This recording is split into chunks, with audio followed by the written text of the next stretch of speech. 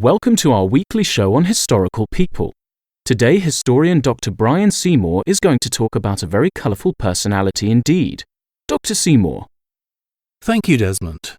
Now, Thomas Edward Lawrence is a name not everyone is familiar with, because he is better known to most by the name of Lawrence of Arabia. What's peculiar about this great historical figure and his history is that people don't really know much about the real man. Most of us have formed ideas about him through somewhat romanticized and inaccurate characterizations in films.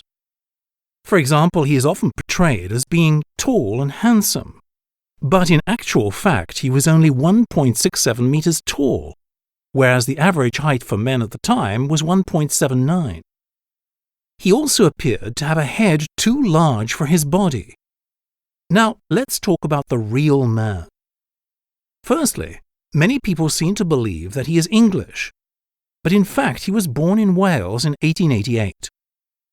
Lawrence's parents moved a lot, and he spent a part of his childhood in different places, including France, which perhaps explains his love of travel and adventure in later life. As a child, he was quite bright, and therefore a good pupil.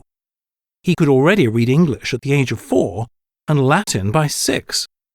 In fact, he developed a passion for reading, and in particular for history. He won a scholarship to Oxford University, where he studied history and travelled to the Middle East to visit Crusader castles. While there, he became a practicing archaeologist, learnt the Arab language, and developed an affinity for Arab culture.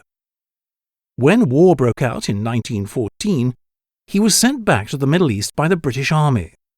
Now, I'll just mention here another thing people often overlook about Lawrence.